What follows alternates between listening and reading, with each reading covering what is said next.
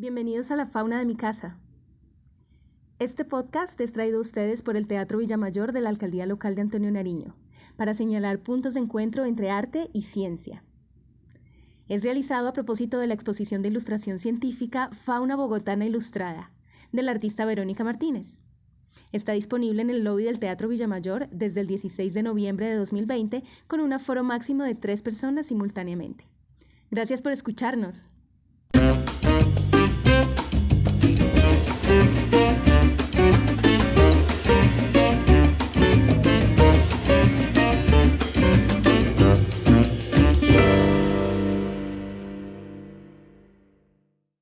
Queremos enviar un saludo muy especial a la localidad de Antonio Nariño y a todas las comunidades aledañas, desde el Teatro Villamayor. Somos un teatro público de la Alcaldía Local de Antonio Nariño que siempre apoya proyectos que encuentren puntos de conexión entre las artes, el conocimiento y la imaginación. Uno de esos proyectos a los cuales los quiero invitar es la exposición Fauna Bogotana Ilustrada de la ilustradora científica Verónica Martínez. 38 ilustraciones en las cuales podremos encontrar aves, insectos y en general especies endémicas y migratorias que habitan en Bogotá. Esta es una estrategia del Teatro Villamayor que se ha hecho en conjunto con las diferentes dependencias de la Alcaldía Local de Antonio Nariño, como lo son la emisora La Nuestra y su grupo de gestión ambiental, para que reflexionemos alrededor de puntos de encuentro entre arte y medio ambiente. Además, estamos aliados con la Biblioteca Carlos R. Restrepo de nuestra localidad para hacer promoción de lectura también alrededor de temas medioambientales.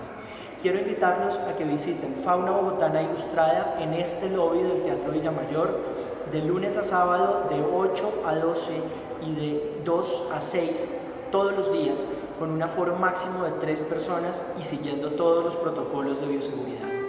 Esta es una oportunidad para volver a salir, para volver a estar en el teatro y para reactivar nuestro centro cultural de la mejor forma posible. Los esperamos. Buenos días. Hola, bienvenidos a La Fauna de mi Casa, el programa que hace el Teatro Villamayor para celebrar los vasos comunicantes entre arte y naturaleza, y lo grabamos aquí, desde la emisora La Nuestra de la Alcaldía Local de Antonio Nariño. Bueno, estamos hoy con Verónica Martínez, quien es la artista que inspiró este programa debido a su exposición de ilustración científica llamada Fauna Bogotana Ilustrada, que está en este momento disponible en el Teatro Villamayor para ser visitada por todos ustedes. Estamos aquí con Verónica Martínez, quien es la autora de esta exposición y quien será nuestra invitada permanente en este programa de radio. ¿Cómo estás, Verónica? Muchísimas gracias por la invitación, por la oportunidad que me brindó el Teatro Villamayor de hacer esta exposición y también a la Alcaldía Local de Antonio Nariño por este espacio. Muchas gracias.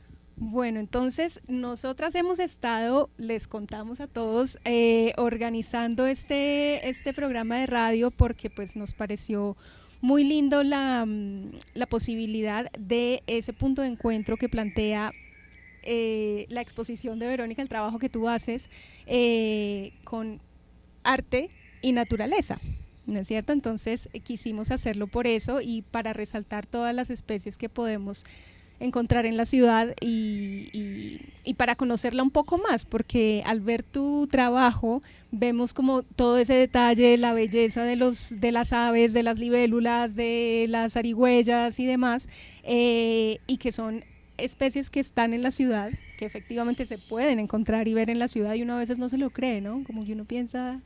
Sí, pues nosotros los seres humanos tenemos una característica y es que nos creemos únicos. Lamentablemente tenemos eso, pero en la actualidad se ha dado la oportunidad para acercarnos y que la naturaleza se acerque a nosotros, como lo habías mencionado.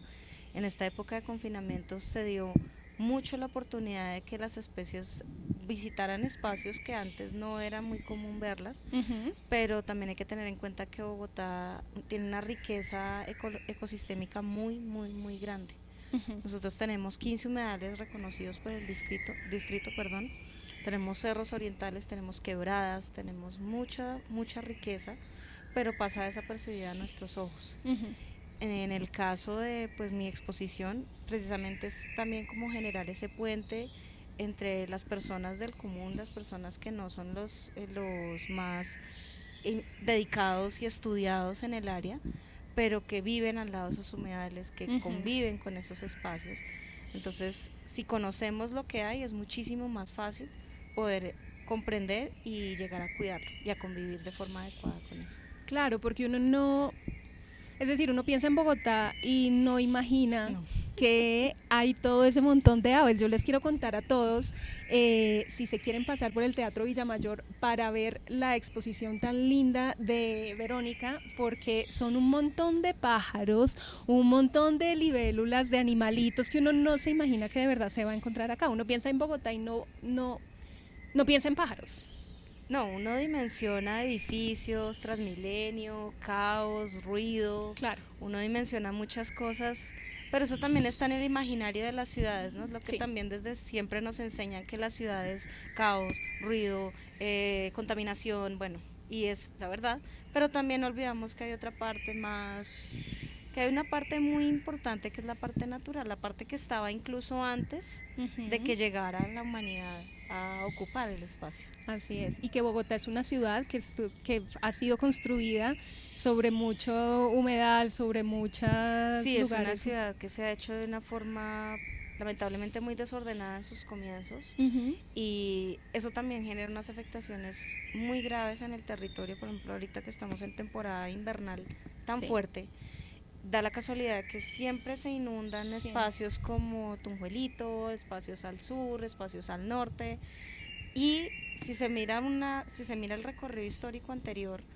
ahí había un humedal, ahí había unos espacios de agua, había unos ecosistemas anfibios que tenían agua y tierra, pero se deseca, se tumba todo, se construye, se ve divino, pero la tierra tiene memoria. Entonces, la tierra, por más de que tú le apliques concreto a lo que sea, ella va a volver ahí. Y en Bogotá va a seguir lloviendo. Exacto. Es decir, Bogotá es una ciudad lluviosa por naturaleza, ¿no? Entonces, precisamente todos esos ecosistemas funcionan de acuerdo a esas condiciones climáticas que tiene la ciudad, ¿no? Sí. Estemos nosotros o no estemos, la lluvia caerá y habrán animales que sigan estando acá y demás, que es lo que a mí me ha parecido fascinante personalmente. Es decir, los primeros tiempos de cuarentena, tal, que uno estaba completamente en confinamiento, empezar a ver, bueno, se limpió el aire primero, pude ver 2 nevados, que me pareció a mí pues como la locura, ¿no?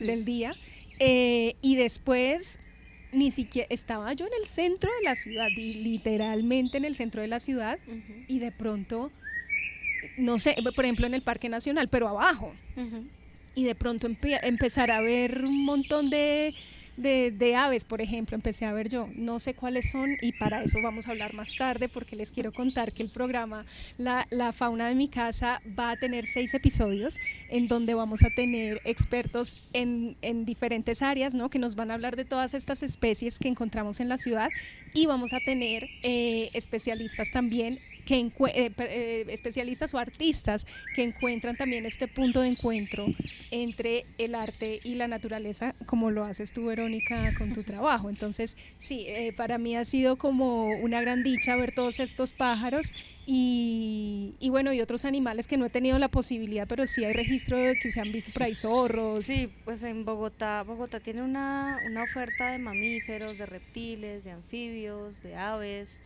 Realmente nosotros tenemos especies únicas. En Bogotá tenemos especies únicas de aves, tenemos 3 por lo menos, que es la tingua bogotana, el cucarachero de pantano, la tingua de pico verde, que son únicas de la zona de Bogotá, la sabana. Hay otras que están en riesgo crítico, como la alondra cornuda, que últimamente es una subespecie.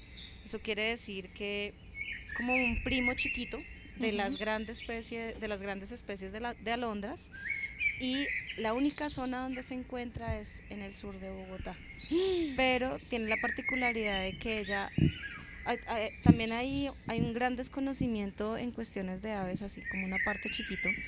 Todos pensamos que las aves únicamente están en los árboles, únicamente están en las maticas y en la montaña, pero hay muchas aves que son anfibias, y la colección de ilustraciones que hay tiene una parte muy, muy dedicada a esas aves que son anfibias, que necesitan el espacio de agua y el espacio de tierra para hacer sus procesos biológicos de reproducción, de alimentación, de todo eso. De acuerdo. Bueno, y entrando un poco más en materia, quería que nos contaras un poco acerca de cómo fue que tú te interesaste en comenzar a dibujar la naturaleza. Bueno, yo vivía al lado del humedal de La Conejera, eso queda en el norte de Bogotá, en Suba, y resulta que primero que es un espacio mágico, los humedales súper invitadísimos a que los visiten, créanme que es una experiencia muy enriquecedora, es una experiencia liberadora, conocer que ante tanto caos y tanta vida tan fuerte que tenemos en una ciudad como Bogotá, también hay lugares donde uno puede llegar a estar en paz, y esos son los humedales en Bogotá. Viví al lado de La Conejera y se empezaron a hacer ciertos procesos de construcción sobre La Conejera, había un descontento social muy grande por parte de la comunidad, pero también había un hueco informativo muy fuerte de la comunidad hacia los especialistas y hasta la misma alcaldía o los mismos entes gubernamentales, porque la comunicación no se lograba de forma efectiva. Entonces, digamos que en un acto de romanticismo, pues un romanticismo artístico que tenemos todos los artistas, entonces mi tarea fue como decir, ok, estoy enojada, estoy furiosa por esta situación que se está presentando, ¿qué puedo hacer con mi trabajo desde mis manos para que esta situación pueda llegar a cambiar? Y empecé a hacer una colección de aves de los humedales, dibujándolas. Yo ya pues estaba volviendo a la ilustración, pues yo soy egresada de gastronomía, pero no la ejercí, entonces pasa mucho. Y volviendo, empecé a dibujar las aves de los humedales y digamos que la vida va abriendo cosas, entonces se va demostrando, voy conociendo gente que está trabajando en la cuestión, personas que son muy estudiadas en el arte, personas que son muy estudiadas en las partes biológicas, entonces que son ingenieros, que son biólogos, que son ornitólogos, y el arte resulta un elemento muy funcional para que la comunicación se dé. De acuerdo. Para que haya empatía, entonces es muchísimo más fácil llegar con una ilustración de una especie, en Colombia por lo menos, a llegar con un tratado de 200 páginas de la especie. Colombia pues no es un país que sea muy ávido de lectura, somos muy visuales en Colombia, entonces poderle mostrar a través de una imagen, a través de una ilustración, oye mira, este pajarito está al lado de tu casa, si no cuidas tu casa y si no cuidas la casa de él, van a resultar afectados los dos. De acuerdo. Entonces, es algo que añoran mucho las personas mayores, ¿no? Como que muchas veces he escuchado yo el comentario de, uy, eso antes era lleno de pájaros, antes había tal cosa, antes, ¿no? Como que siempre sí, hay una como memoria histórica hay una importante. memoria de lo que era, sí. de la cantidad de animales que habían. Yo una vez hablé con un muchacho biólogo también y me decía que creció cerca al humedal o muy cerquita al humedal de La Vaca, y me decía, claro, eso era nosotros metidos en el pichal, porque le llamaban allá el pichal, ¿no? Pero éramos felices con mi hermano metiéndonos allá porque había montones de animales y montones de cosas, pero esto es hace añísimos, ¿no? Sí, más de 50 años. Sí. Sí, digo yo que hablé con un muchacho que pues ya tal muchacho no es, pero sí, me contaba un poco y que eso fue lo que le inspiró a estudiar la naturaleza, ¿no? A meterse en un tema de biología y demás. Y pues obviamente ahora regresando al país y tal, decía como, ¿qué pasó aquí? No, es que no hay esa diversidad y demás, y es pues lo que nos genera un poco de tristeza. Entonces, tu trabajo también es un poco relacionado con esa necesidad de preservar las especies. Sí, porque digamos que otra de las líneas a las que he tratado de involucrar es también hacer conscientes de nuestra existencia humana, pero también conscientes de nuestra huella biológica de nuestras propias cosas. Entonces, ¿cómo consumimos responsablemente? O sea, tenemos derechos, tenemos muchos derechos, eso sí no es falso, pero al mismo tiempo también tenemos muchos deberes con el entorno que nos rodea. Porque da la casualidad de que incluso en estos momentos de confinamiento la Tierra misma nos lo demostró, ella sigue. O sea, La Tierra sigue haciendo sus procesos, ella sigue en su camino, De acuerdo. pero nosotros sí sentimos la afectación de las cosas. O sea, nosotros, por lo menos Bogotá ahorita tiene unos problemas de calidad de aire supremamente complicados y un logro fue fue la declaración que hizo el Consejo de Bogotá hace muy poco. Sí. Para muchos será que exageración, pero no, es un logro enorme porque somos una ciudad que necesita unos procesos y que necesita unos cuidados ambientales serios y muy contundentes.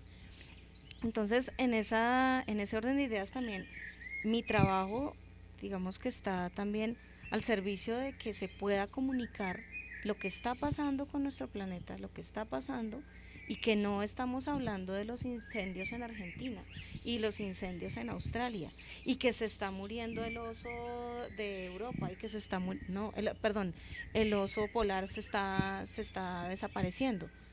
Entonces, primero cuido lo que está al lado de mi casa, ¿sí? Así como dirían las abuelas, primero arreglo los problemas de mi casa y luego miramos a ver si puedo ayudar a arreglar los problemas de los demás. De acuerdo. Así es. Y bueno, y en medio de todo, pues el arte es eso, ¿no? Como que es lo que pone el megáfono allí para alertar acerca de lo que sea. También sí, tiene el la arte particularidad. Es muy, muy dócil quizás, o muy, como que le llega a las personas de manera Hace mucho poco más...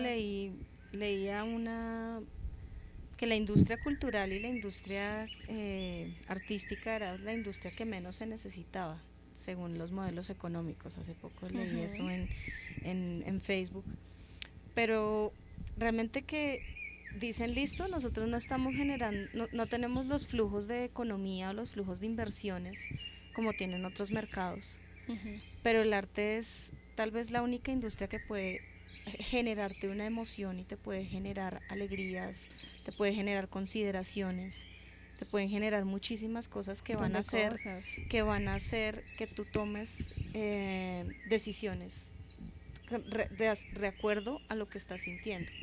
Sí, sentirse uno identificado, sentir un montón de cosas. O sea, y eso se presenta en todas las líneas artísticas. Hay canciones que te hacen llorar, hay canciones que te hacen reír, hay obras de arte que tú miras y sientes conmoción, y también que son los registros de qué ha pasado en la humanidad, qué hemos hecho como humanidad en el planeta. Esa sí es nuestra marca.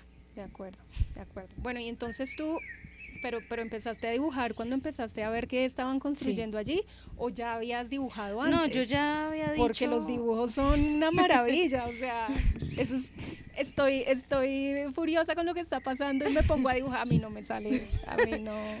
Pues yo creo que cada uno tenemos habilidades y talentos, y pues todos esos talentos deben estar, yo creo mucho en el servicio, creo que todos los talentos deben estar al servicio de algo, y si está al servicio de acciones egoístas o acciones, por eso es que nos pasa lo que nos pasa como sociedad, cuando no tenemos una empatía y una interacción adecuada con los otros.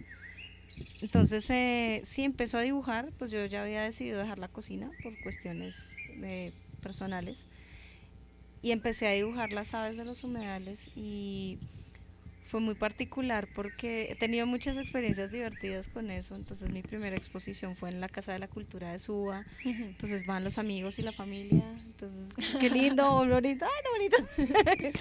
Pero ahí de a poco se va rotando la información, o sea, me dicen cuélguelo en tal parte, listo, yo la cuelgo. Yo realmente no, porque para mí es muy importante que el mensaje llegue a todos. O sea, tuve la oportunidad de exponer en la Entrementina, que queda por Teusaquillo, el Parkway, Crispeta Galería, que queda por Lourdes. Entonces, espacios que son formales de trabajo artístico, pero también he expuesto en espacios como, por ejemplo, cafeterías. Entonces, cafeterías, y entonces esa era una colección de aves de cafeteras, porque también es importante reconocer qué incidencia tienen esas especies en los productos de consumo masivo. Entonces, a mí me encanta mi café de la mañana. No me gusta el café, ok, te gusta el jugo de naranja, te encanta el jugo de maracuyá, te fascina la limonada helada. Te cuento que detrás de todo eso que tú estás consumiendo hay unas especies que tienen unas tareas muy importantes para que eso llegue a tu plato. Entonces, si no cuidas esas especies o si haces unos cambios abruptos en los procesos para evitar cuidar las especies y fumigas y supuestamente, bueno, sonará redundante, en pro de la productividad, lo que te estás haciendo a ti mismo es un daño. De acuerdo. Te estás haciendo un daño y eso es lo que no percibimos. Entonces, lamentablemente, tú te activas cuando te tocan un gusto, cuando te tocan el bolsillo o cuando te tocan un gusto, el bolsillo o algo que... O la salud. O la salud. Te tocan esas cosas y tú ya inmediatamente, hey, esto ya no me gustó así, espera, así no estamos. Entonces, hacer el llamado y desde el arte. Vuelve a ser el arte un puente y una herramienta para que la gente conozca y sepa qué está pasando. De acuerdo. Entonces, personalmente considero que es el cuadro o la pieza debe tener un valor agregado de mensaje social, siempre. Siempre, por lo menos una obra que yo admiro muchísimo es, por ejemplo, la obra de Picasso de la Guernica. Después de semejante cosa tan horrible, la única forma que él pudo expresar ese dolor, esa rabia, esa indignación, fue con una obra magnífica. De acuerdo. Entonces es una pieza espectacular, pero atrás tiene un mensaje muy contundente. Sí. Un mensaje muy importante de mire lo que está pasando. Sí. Y que es potente, ¿no? Uno ve el Guernica y es como, uy, pero ese caballo.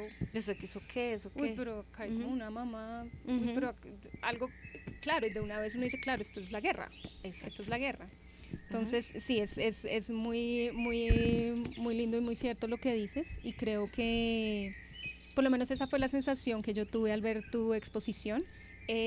Como digo, el año pasado la tuvimos en el teatro y este año que volvió, hace un par de días la acabamos de instalar y es una maravilla. Por eso mismo, como que me hizo dar mucha nostalgia de los animalitos que hay, ¿sí? Como que siente uno, como, oiga, esto está acá y como que... Esto está al lado de mi casa, está al lado de mi casa, ¿no? No lo puede uno creer por eso mismo, de pronto porque uno tiene una idea de que la ciudad es así, no, uno está con el correr de la ciudad, ¿no? Sí. Tengo que llegar rápido al trabajo, no sé qué, y por qué no llega, y tenía que hacer la tarea, y la universidad, y el colegio, y ahorita entran a clase, y todos estamos como con ese caótico día a día, llamémoslo así, de la ciudad de Bogotá, pero hay que parar y ver lo bello. Exacto. Eso es algo que hay que hacer todos los días. Exacto. Bueno, alguien que ha logrado capturar muy bien lo bello de la naturaleza es nuestro invitado de hoy, que tiene una larguísima experiencia en esto de la ilustración científica y que pues tiene toda una trayectoria y demás maravillosa en el tema de la ilustración. Entonces está con nosotros el maestro Juan Pablo Vergara Galvis, quien es, como dije, ilustrador de larga data y que entiende muy bien esto de lo que estamos hablando, la importancia de ver el detalle de los animales y inspirarse en ellos para lograr una pieza de arte magnífica. Entonces, ¿cómo estás, Juan Pablo? Buenos días, ¿cómo están? Todo muy bien, aquí todo en orden. Pues sí, entonces estábamos conversando aquí con Verónica acerca de esta inspiración que causa la naturaleza para diferentes artistas, ¿no? Porque lo vemos hasta en danza, lo vemos en teatro, lo vemos en todos lados, en títeres, bueno, pero particularmente en la gráfica, ¿no? En la pintura, en la ilustración, vemos que hay un interés y la naturaleza se convierte en una fuente de inspiración muy importante. Entonces, cuéntanos, Juan Pablo, un poco acerca de cómo fue ese inicio tuyo en esta inspiración en la naturaleza y un poquito acerca de tu recorrido. Bueno, eso voy a tratar de resumir y espero que no vaya a ser muy aburrido contando mi historia de cómo fui llegando a esto de la ilustración científica. Yo primero estudié biología en la Nacional en los 70s, que fueron unos años bastante tumultuosos y complicados. Y estando allí también tenía siempre intereses, aparte de la biología, tenía intereses por el arte. Entonces, pues yo tomé en forma, digamos, no formal, tomaba algunos cursos de extensión en dibujo artístico en la misma nacional en la Facultad de Artes, al tiempo que estudiaba biología.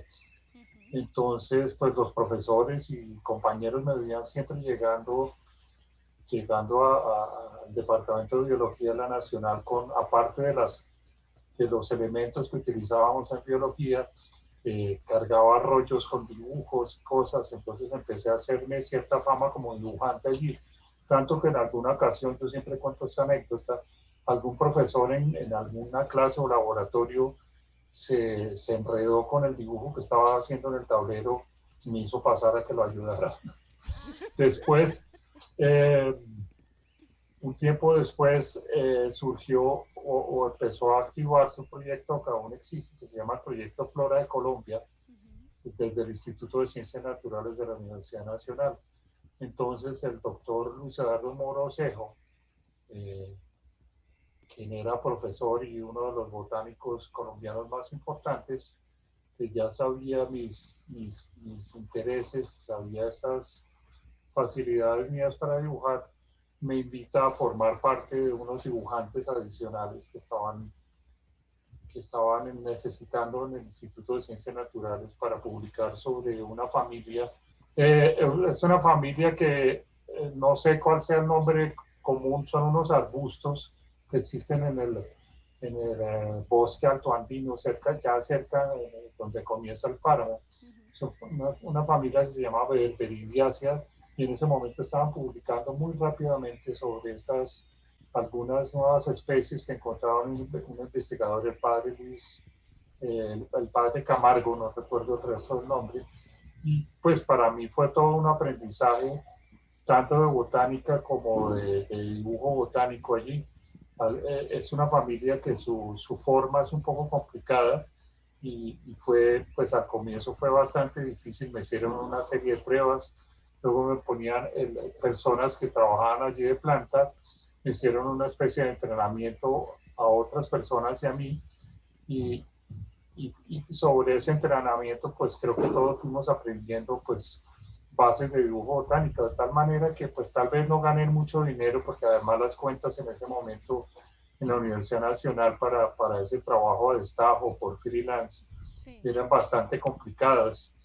Entonces, pero en cambio el ganar dinero sí fue una gran experiencia y una gran ganancia en cuanto a conocimiento de algunos asuntos de botánica y sobre todo las bases de la ilustración botánica. Es que es un tema que genera mucho interés, ¿no? Esta unión, ese punto feliz de encuentro entre el arte y la naturaleza.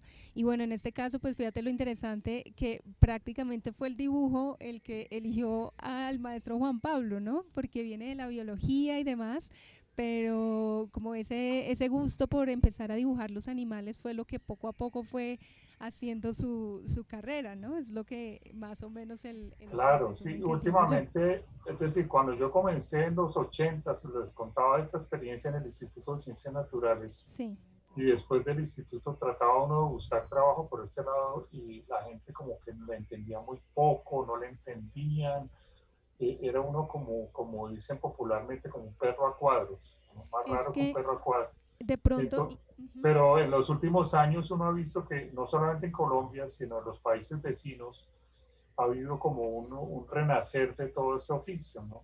Y hay gente muy buena, y hay gente muy joven, que siente uno que no solamente los que uno ha tenido la fortuna de formar, sino hay otras personas formadas en otras partes que siente uno que empiezan a hacer una competencia bastante seria, ¿no? Bueno, es Entonces algo, hay como un renacer no solamente en Colombia, sino en todos los países vecinos. es algo que yo les quería preguntar a los dos que son ilustradores científicos acerca de eso mismo, la relación ilustración científica versus fotografía, ¿no? Como que en un inicio, en los tiempos de Mutis y demás, que ni siquiera hemos hablado de Mutis, hablando aquí de ilustración científica, pero claro, cuando antes no había la tecnología o los medios para capturar la naturaleza, pues la ilustración científica tuvo muchísima importancia e incluso pues fuente de desarrollos científicos muy importantes para toda la humanidad. Y ahora, bueno, están las cámaras, unas cámaras con unos lentes larguísimos, ¿no? Que logran capturar, efectivamente mucha información. ¿Cuál es el papel del ilustrador científico en este caso? Pues yo considero que el papel que nosotros todavía tenemos es, primero que todo, tú puedes tener la cámara más espectacular, más increíble, pero hay muchas partes que se pueden perder en el momento de sacar la fotografía. Y en cuestiones de fauna, el ave, el reptil, lo que sea, no se va a quedar inmóvil esperando a que tú le saques la foto y tú le vas a decir, ahora por favor ponte de perfil, ok, ahora ponte de frente, ahora ponte el otro. Ninguna especie va a hacer eso, entonces nosotros ahí entramos a también a tratar de comunicar qué más hay en esa especie, ¿sí? Uh-huh. Por lo menos recordando eso que mencionabas de las ilustraciones de Mutis de tan antiguas, de la expedición botánica, todo esto, que incluso todavía tengo entendido, el maestro no me va a dejar mentir, creo que aún hay cosas que no se han visto, hay aún especies que no se han identificado, claro, de flora, más que todo de flora. Uh-huh. Entonces hay muchas especies, incluso el año pasado acá en Colombia identificaron otra ave. Ahí tenemos otra, o sea, ya teníamos más de 1900 y ahora tenemos otra acá en Colombia, o sea, tenemos una riqueza ornitológica impresionante de aves. Entonces yo considero que la ilustración científica todavía es importante y es necesaria para ese conocimiento, para la comunicación. En muchas ocasiones la fotografía es algo maravilloso, es algo espectacular, pero cuando tú estás en campo, cuando tú estás en el monte, en el humedal, en la selva, en muchas ocasiones las condiciones de iluminación o de cuestiones no te van a permitir sacar algunas posiciones, algunas tomas, algunos detalles que son supremamente importantes para identificar a un espécimen del otro. Uh-huh. Y ahí entra la ilustración. Entonces nosotros también hacemos como ese, desde mi perspectiva, hacemos esa labor. Claro, porque sí, es cuando se va a identificar especies, yo sé que los avistadores de aves tienen un trabajo súper importante y es fascinante también, ¿no? Sí. Ver cómo ellos, al ver un pájaro, es como, este es de tal especie, pero no es tal específicamente, sino otra porque tiene de la misma familia, pero una plumita que es diferente, entonces ya eso quiere decir que es otra especie. Que es otra especie. Pero lo que dices es cierto, no hay la posibilidad de tener pues al pajarito ahí quieto, como en un museo, ¿sí? Para sí, poderlo. Entonces, y sí, hay veces que uno, por ejemplo, en el caso del maestro, el maestro sí ha tenido la oportunidad de trabajar con las pieles disecadas, con las taxidermias, que pues son un recurso supremamente funcional e importantísimo cuando se hace un trabajo científico puramente. Es un trabajo científico que está enfocado a unas temáticas muy específicas, unas temáticas muy claves. Entonces la ilustración científica, ahí sí no hay fotografía que logre superar cuando se hacen unos estudios muy específicos de las aves, de las plantas, de todo eso. ¿Qué opina el maestro Juan Pablo? Sí, yo estaba pensando todo eso y en algunas experiencias mías alrededor de ese tema. Por ejemplo, ver cómo, pues, si se va uno a la historia y lee, por ejemplo, uno la autobiografía de Darwin, y Darwin pues formuló su famosa teoría de la evolución de las especies por medio de la selección natural, que fue uno de los libros más importantes de él, en un viaje que hizo en el barco llamado Beagle durante 5 años alrededor de la Tierra. Tiene en la autobiografía, él dice en una parte que una de las cosas que le pesa es no haber aprendido a hacer disecciones, porque gran parte del material que colectó no se hubiera malogrado. Y la otra cosa por la cual se arrepiente de él es no haber aprendido a dibujar, ¿no? Entonces, por ejemplo, en la obra de Darwin se conocen apenas 2 dibujos, que son un dibujo precisamente una disección de una planta, muy burdo, no muy bueno, y el otro dibujo que tiene él es el famoso árbol filogenético para explicar cuáles son las relaciones de parentesco y la evolución entre varios grupos de animales. Pero si se viene uno más adelante, entonces pues digamos en esa época, esa y otras expediciones, si no era el mismo expedicionario que dibujaba, aunque sea haciendo bocetos en lápiz en el campo, contrataba grupos de dibujantes. En la obra de Darwin hay una gran cantidad de dibujantes que ya en tierra trabajan con él. Claro. Y después, digamos, pues saltando de la historia a lo que oíamos hace un rato, que pues los animales por su movilidad no van a permitir que uno, pues que vayan a posar. Claro. Y que pues, se está moviendo continuamente.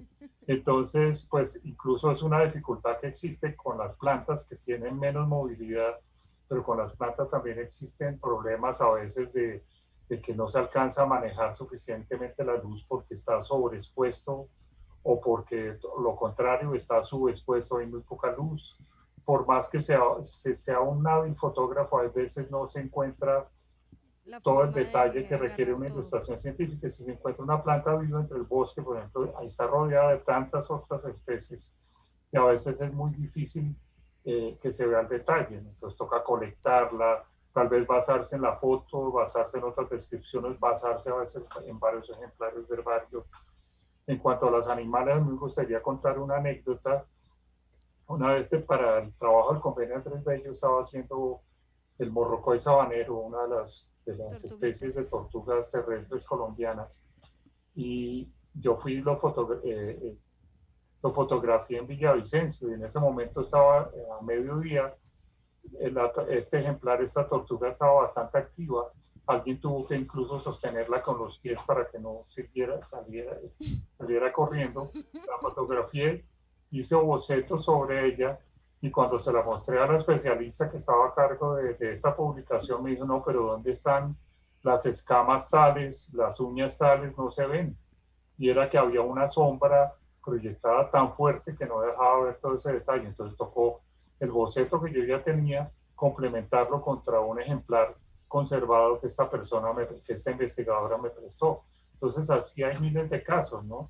Claro. No quiere uno decir que no, dejemos de usar la fotografía. La fotografía, de hecho, es un auxiliar bastante importante para la ilustración científica, pero hay una serie de factores que hacen que no se logre captar todo el detalle, toda la descripción, la exigencia descriptiva de este tipo de ilustraciones, ¿no?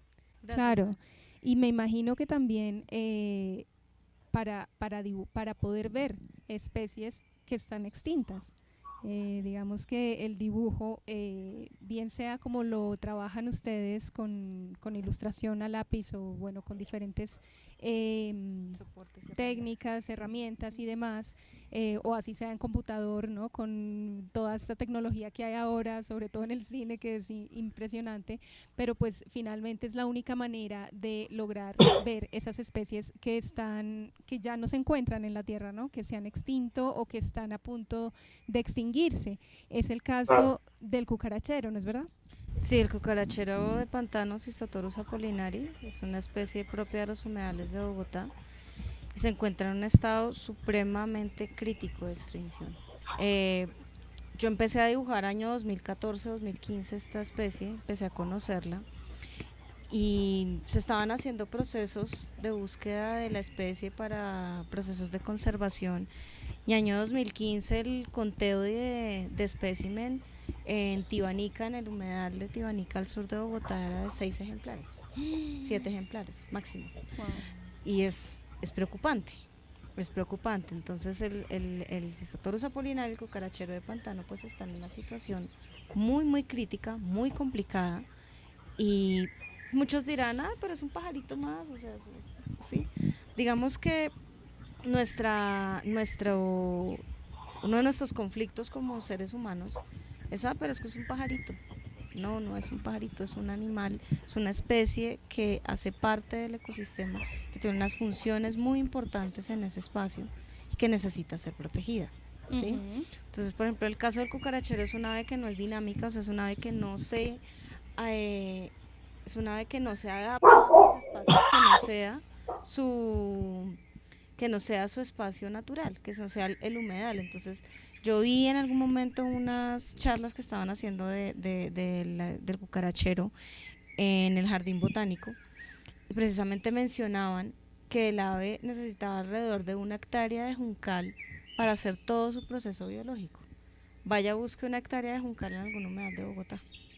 ¿Y por qué es que necesita esa área así? Porque ahí es donde él puede hacer su proceso de reproducción, de alimentación y de vivir. Es ahí. Entonces, en ese espacio, en esos juncales, en ese espacio anfibio que es agua y tierra. Y ese es su lugar de vida, simplemente. Entonces, hay otras aves que sí tienen una adaptabilidad espectacular, por ejemplo, el copetón que nos encanta a todos. Entonces, es una ave que está presente desde México hasta abajo, hasta Argentina, con otros nombres, con otras... Es una ave que se adapta con mucha facilidad, pero sin embargo también tiene otras cuestiones. Uno escucha acá en Bogotá, pero ya casi no se escuchan. Antes veía más cuando era niño. Claro. Entonces el copetón por lo menos es una ave que es muy susceptible a los ruidos. Y estamos en Bogotá. Entonces está el pito del carro, la señora gritando, mazamorra, el vendedor, el radio a todo volumen. Todas esas cosas hacen que el animal tenga que irse a otros espacios donde no haya tanto ruido, claro, para poder comunicarse con sus otras especies. No, pero con el cucarachero, imagínate la tristeza. Sí. Es el ave romántica de los bogotanos por naturaleza o por la canción. La clásica canción. La clásica del el bambuco, ¿no? Yo soy el cucarachero y tú la cucaracherita. Pues ¿no? ahí, la canción, hay muchos cucaracheros en Colombia, hay varios, son una familia importante, pero en este caso podemos decir que es el de nosotros, es el de nuestra casa, entonces es el que hay que cuidar de nuestra casa. De acuerdo. Y sí, lamentablemente, hoy estamos ya a 2020 y no sé si, o sea, no tengo conocimiento en este momento si aún se considera en riesgo crítico o si ya está extinto. O sea, esa es como la duda ahorita, porque pues, cuando fue en 2014-2015, yo había escuchado 6 ejemplares. Entonces muchos decían, no, pues entonces reproducirlos en cautiverio y luego liberarlos y ya. Entonces es también el desconocimiento de nosotros. Bueno, y entonces, ¿qué vamos a hacer en términos artísticos para que no, para si existe aún, cuidarlo como debe ser, y si no, pues poderlo recordar, ¿no? Que no se pierda esta especie. Personalmente, yo creo que lo primero que hay que hacer es lo que estamos haciendo, difusión. Explicarle a la gente, contarle a la gente qué está pasando. Que la gente conozca. Entonces que la gente vaya, vea al ave, la mire, bien sea como ilustración o la pieza, el arte, la pieza artística, y después se anime a averiguar. Ahorita en la internet se puede investigar acerca de todo, o sea, tú encuentras todo tipo de producción y investigar qué está pasando, cómo lo hago, qué hago y cómo podemos tomar acciones pequeñas para proteger los espacios donde están esas especies. O sea, primero cuidamos la casa de esas especies para que ellos puedan seguir viviendo ahí. De acuerdo. ¿Y tú has dibujado cucaracheros, Juan Pablo? Sí, creo que lo dibujé precisamente dentro del cartel que está atrás mío en este momento. Es un cartel hecho por la Fundación ATA, publicado en 1993 o 94, si no estoy mal, que a pesar de todo ese tiempo transcurrido, creo que varias entidades aún lo utilizan. Entonces ha sido también un poco mi granito de arena a mostrar las especies que hay en la chucua zorra, que es la palabra muisca para el tipo de humedal o pantano que tenemos en la sabana de Bogotá. Allí hay un cucarachero de pantano, entre todas las especies, pero no sé si por la distancia que está se alcanza a ver. A propósito de especies extintas o extinguidas, no sé cuál es lo correcto, ahí también en este cartel se reseñaron 3 especies que ya están definitivamente, se extinguieron hace varias décadas, que son 2 especies de patos y un zambullidor que existían, que eran endémicos de estos humedales, ¿no? El zambullidor, sí. Y el otra cosa flambollador andino. que quería yo agregar ahora, oyendo hablar a Verónica, es que no solamente la importancia de todas esas especies de aves y otros grupos de animales que existen en los humedales, existen hasta, existe una pequeña comadreja, por ejemplo, existe un cuyo, curí que también se da allí. Mamíferos también tienen una carga importante No ahí. solamente la importancia de las funciones de estos animales, sino que es solamente, ¿cómo decirlo?, la parte de la importancia de estos humedales y su conexión que tenían originalmente con el río Bogotá, cómo eran, y con otros ríos que atraviesan la sabana de Bogotá, como especialmente en esta época, por ejemplo, de inviernos tan fuertes, eran como unos reguladores de los flujos de agua, ¿no? Que hacía que en invierno como que el río se desahogara por alguna parte y el sitio de desahogarse eran estos humedales. Desafortunadamente gran parte de ellos pues se perdieron, fueron rellenados para construcción o les cortaron esta comunicación, entonces ve uno todos estos problemas de inundaciones. Y esos son también como vestigios de lo que fue la sabana de Bogotá hace 40 o 50 mil años atrás, que era todo esto. La sabana de Bogotá y las poblaciones vecinas eran un gran lago que se desocupó por lo que hoy es el Salto de Tequendama, ¿no? Que los muiscas lo explicaban por medio del mito de Bochica. A propósito, ese mito de Bochica, en alguna ocasión hace unos años, un alguien egresado de artes visuales que había sido monitor mío en ilustración zoológica, estaba de profesor, creo que todavía estaba en un colegio del norte de Bogotá, y me invitó a dictar unos talleres con niños. Entonces, pues propusimos al colegio que dictáramos un taller de ilustración de especies que existían en los humedales. Entonces, lo primero fue hablarles a los niños de cuarto y quinto de primaria, decirles, bueno, ¿qué es un humedal? La mayoría no tenían ni idea, a pesar de que vivían o muchas veces estudiaban al lado de uno. Luego decirles, hablándoles de lo que les contaba ahora, de los orígenes y de cómo los muiscas explicaban cómo se había desocupado la sabana de Bogotá, este gran lago. Hablarles de Bochica, uno decía, ¿han oído hablar de Bochica? No tenían ni idea. Entonces, incluso a mí se me ocurrió decir, bueno, ¿conocen el mago ese del Señor de los Anillos, Gandalf? ¿No sé si se llama? Sí, Bochica era un señor así. Entonces, Bochica... Claro, Entonces con ahí un mismo los sombrero niños así, empezaron, una barba enorme. empecé a ver cómo les brillaban los ojos y empezaron a interesarse en el tema y después terminaron dibujando, pues A les dimos Gandalf. algunas pautas muy sencillas más que todo de encajado, de manejar la geometría de estos animales y les mostramos las imágenes de los animales y cada uno escogía uno de estos animales. Pero todo eso para decir que falta, es decir, hay muchos estudios técnicos, muchos libros especializados, pero falta mucha divulgación por muchos medios y aquí es donde nosotros los artistas y los que hacemos ilustración botánica y zoológica podemos producir material de divulgación hacia público general porque pues digamos nadie ama lo que no conoce, ¿no? Sí, sí, De Entonces, sí. acuerdo, ese precisamente es como el punto de este programa y es mostrar, mostrar Ujú, que nosotros en la casa, entendiendo la casa como Bogotá, ujú. claro, tenemos un montón de animalitos y de plantas también, ¿no?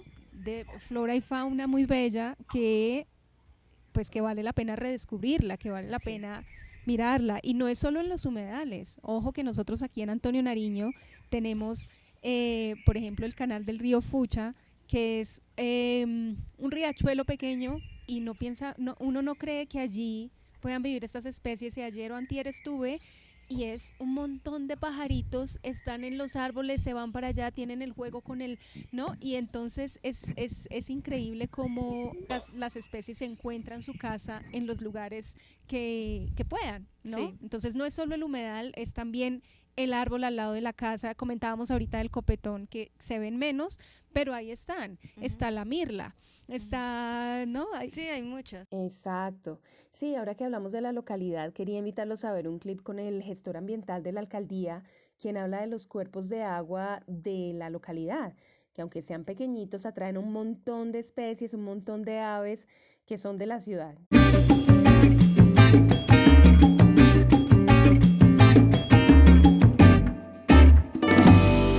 Hola, buenos días. Nos encontramos en la fauna de mi casa. Soy David Prieto, referente ambiental de la alcaldía local Antonio Nariño.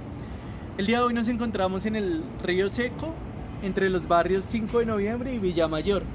Estamos en toda la puntica de la localidad, pero este es un sitio muy importante y muy estratégico porque tiene este cuerpo hídrico, tiene este río seco que ayuda a amortiguar las aguas que llegan a nuestra localidad, se canalizan y finalmente tributan en el río Fucha. Hoy vamos a hablar de las aves que tenemos en Bogotá y en nuestra localidad. Las aves normalmente están asociadas a especies arbóreas altas. En Bogotá, por estar a 2.600 metros, no tenemos muchas especies de gran envergadura, sin embargo sí tenemos arbustos y tenemos algunos árboles donde las aves pueden anidar. Bogotá tiene, de acuerdo al libro de aves, 76 aves endémicas. Endémicas quiere decir que solo están en Bogotá y que son de Bogotá.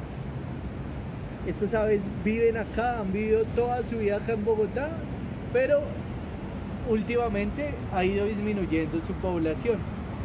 También por ser una ciudad con un ecosistema lacustre, es decir, Bogotá hace muchos años era un lago,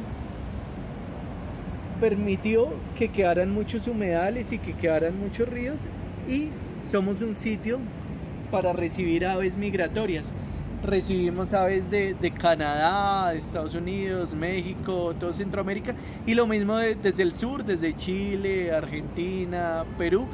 Todas las aves migratorias llegan acá a Bogotá y descansan. Bogotá es una zona de descanso por su altura, por su temperatura.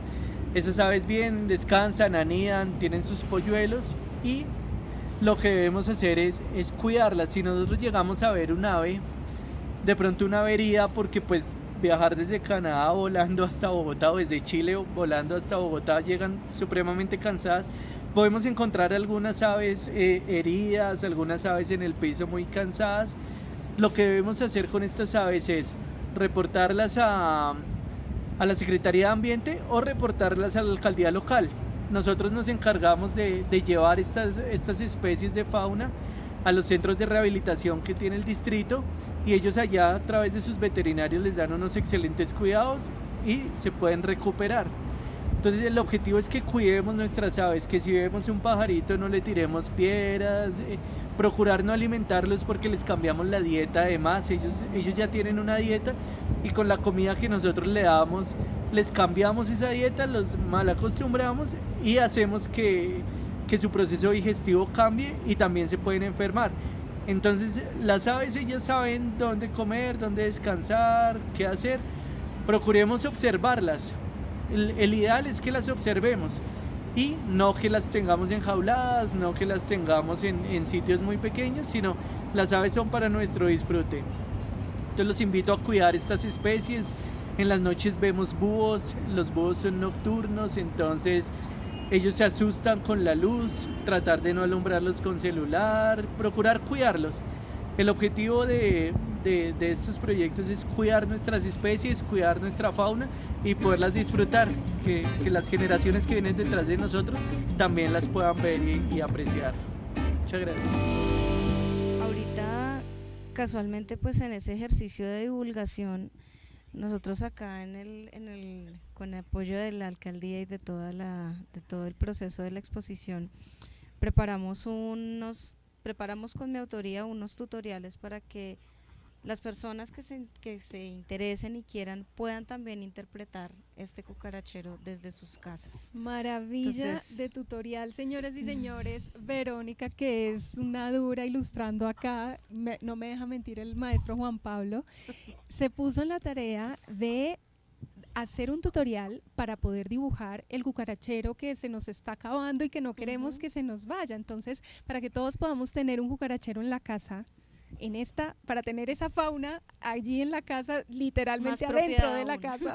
con más sentido de propiedad aún. Vamos a seguir este tutorial con Verónica, que vamos a estar proporcionándolo cada uno de estos episodios. Como decía, La Fauna de mi Casa es un podcast que dura 6 episodios.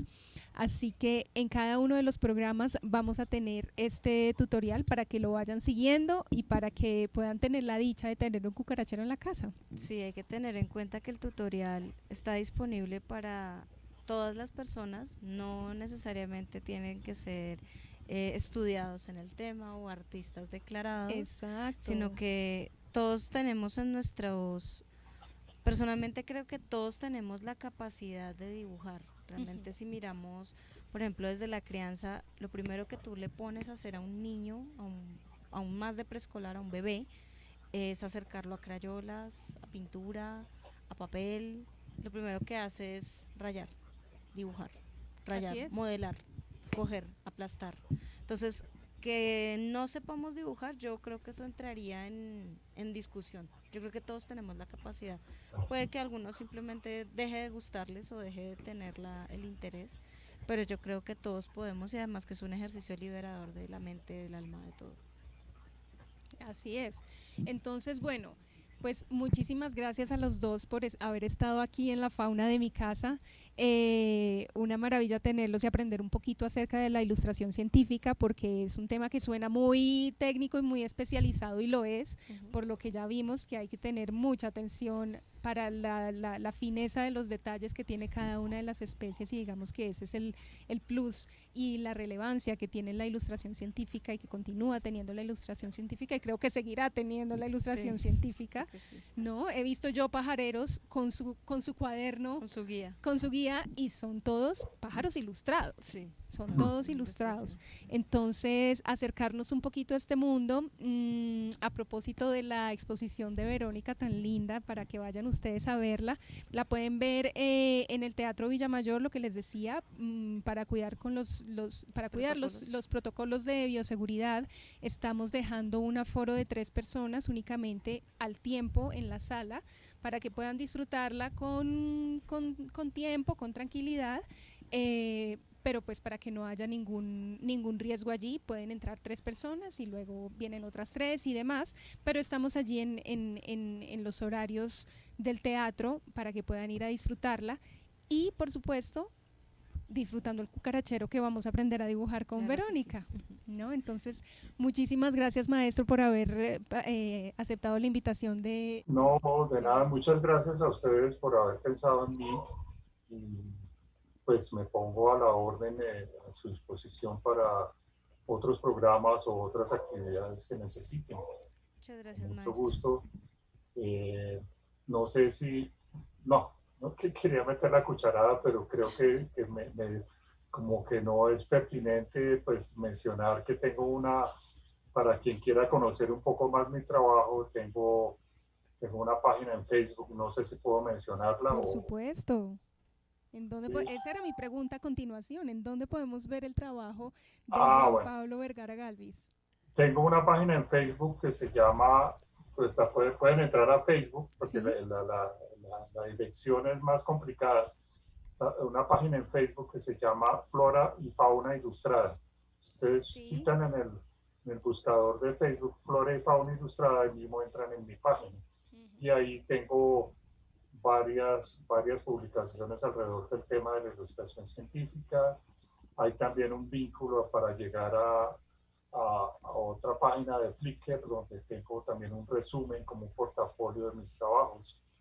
Incluso, bueno, sería eso. Eso es. Entonces, pues muchísimas gracias por haberme invitado. Pues quedaron muchas cosas entre el tintero, porque es un tema muy extenso. Es un tema supremamente extenso. Decir que la ilustración científica no es solamente plantas y animales, sino que toca muchísimos otros temas, ¿no? Biología, anatomía, veterinaria, botánica, es una cosa enorme. La parte arqueológica, la parte médica, la parte paleontológica, todo el mundo microscópico, es decir, hay infinidad de temas, pero Me atrevo a decir que Verónica y yo apenas trabajamos en uno de los dos temas de la ilustración científica, que son las plantas y los animales. En alguna ocasión yo he tenido también algunas experiencias con organismos microscópicos, pero la mayoría del tiempo ha sido con plantas y con animales. Y no, pues muchísimas gracias por la invitación, ponerme nuevamente a las órdenes de todos ustedes, y pues te deseo muchos éxitos en esta nueva exposición, Verónica. Muchas gracias, maestro. Gracias a usted por ser mi maestro, por ser uno de mis maestros. Bueno, Verónica, ¿y tu trabajo en dónde lo podemos encontrar? Bueno, yo estoy en Facebook y en Instagram como Verónica Ilustradora, pero me pueden encontrar más fácilmente con @VeroMartinIlustra. Ok. En Instagram y en Facebook, y ahí también pues tengo otros proyectos, otras cositas de ilustración también en otros soportes. Entonces ahí les dejo la incógnita para que me digan qué les parece. Ahí está, y lo vamos a estar dejando bien visible aquí en la pantalla. Entonces, muchísimas gracias por escucharnos el día de hoy. Vamos entonces a dejarlos para que disfruten el tutorial del cucarachero y nos vemos en una próxima edición de La Fauna de mi Casa. Muchas gracias. Saludos, mi nombre es Verónica Martínez, soy ilustradora naturalista y científica. En esta oportunidad vamos a hacer un dibujo del cucarachero de pantano, Cystotorus apollinari, una especie propia de los humedales de Bogotá y que lamentablemente se encuentra en riesgo crítico de extinción. Para este dibujo no es necesario tener conocimientos previos de ilustración, y pues los materiales que vamos a utilizar son fáciles de conseguir, los podemos conseguir en las papelerías cercanas a nuestras casas o los mismos materiales de colegio o universidad. Necesitaremos hojas blancas, un portaminas o lápiz, un lápiz 2H,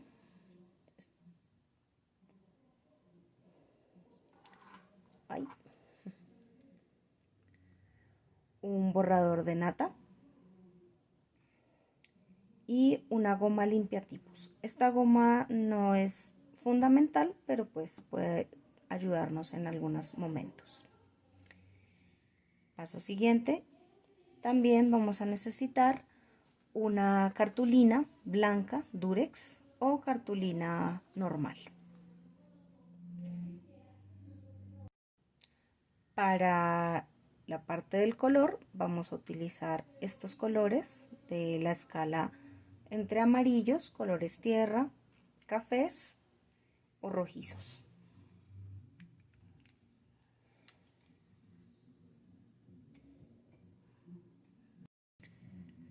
Para empezar, lo primero que debemos tener en cuenta es la imagen de referencia que ustedes podrán encontrar siempre en esta parte del video. Teniendo en cuenta esto, lo primero que vamos a hacer son ejercicios para soltar nuestra mano. En el proceso de una ilustración, lo primero que se debe hacer es un ejercicio de observación y empezar a buscar las formas geométricas de la pieza que estamos tratando de dibujar.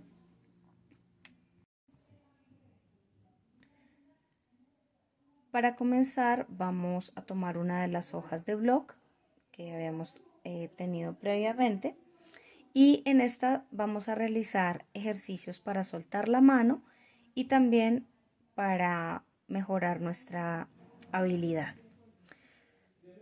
Figuras geométricas como por ejemplo el círculo, pero vamos a completar el círculo de a pocos. ¿Esto qué quiere decir? Esto nos va a permitir un mayor control de la herramienta, que es el lápiz en este caso, y vamos a completarlo poco a poco. Si pueden darse cuenta, no es necesario marcar con mucha fuerza, porque entre más marca le hagamos al papel, más lo vamos a maltratar, llamémoslo así, o más lo vamos a marcar, y en futuros momentos para hacer otro tipo de dibujo o otro tipo de marca, se va a notar la anterior. Este es el caso de un círculo. Vamos a hacer un triángulo.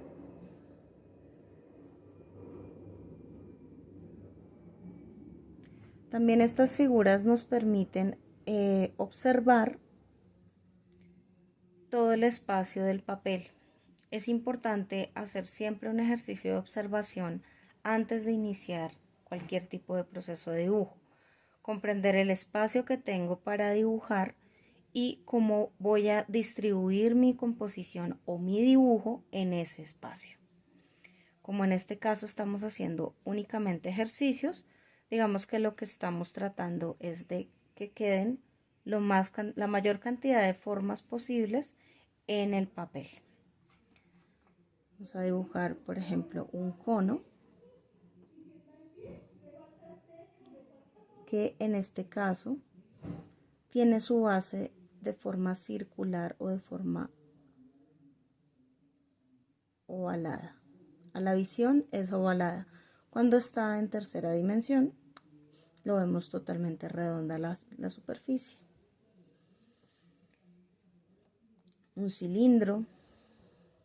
¿Para qué hacemos todas estas figuras? Las figuras geométricas nos van a permitir a la hora de hacer el boceto de la ilustración una figura más precisa, porque vamos a observar, vamos como a, digamos que desfigurar la imagen. No sé si el concepto es un poco confuso, porque vamos a observar primero las figuras geométricas antes que la figura compuesta. En este caso, como vamos a dibujar el cucarachero del pantano, tiene varias formas circulares, tiene formas triangulares. Todas estas figuras geométricas están presentes en el dibujo y están presentes en el ave, ¿sí? Entonces es importante también tener siempre a la mano la referencia o estar como tener un croquis en la cabeza de qué es lo que vamos a dibujar. También podemos hacer otro tipo de figuras, como por ejemplo estrellas, como es este caso. La recomendación es que siempre traten de construir de a poco las figuras, ¿sí? No mandarse a hacer toda la figura de una sola línea. Por ejemplo, en este caso, si se dan cuenta, no es una figura perfecta. Tengamos en cuenta que también otra de las cosas bonitas de dibujar de nosotros mismos es darnos cuenta que nuestros trazos son únicos. Cada trazo es único de cada persona. Podemos también, por ejemplo, hacer un óvalo.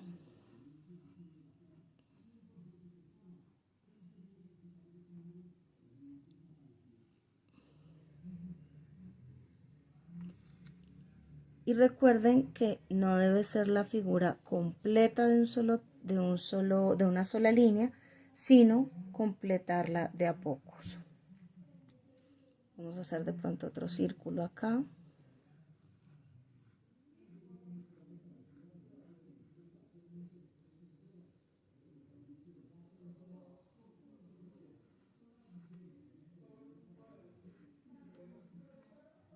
Entonces, cuando nosotros estamos haciendo este proceso de calentar nuestra mano, de aprender a utilizar la herramienta de una forma más adecuada, con más paciencia, esto también va a liberar que nuestras manos estén más dispuestas al trabajo. Esto es una parte libre, pueden dibujarlo. Otra forma también es realizar movimientos sin levantar el lápiz, como por ejemplo este infinito, procurando que se vea, procurando seguir una misma línea. Si se dan cuenta, de a poco se va generando sombra, de a poco se va generando mayor trazo. Hasta aquí el tutorial del día de hoy. Recuerden que la ilustración científica se logra paso a paso. En el próximo episodio continuaremos dibujando el cucarachero de pantano. Hasta la próxima.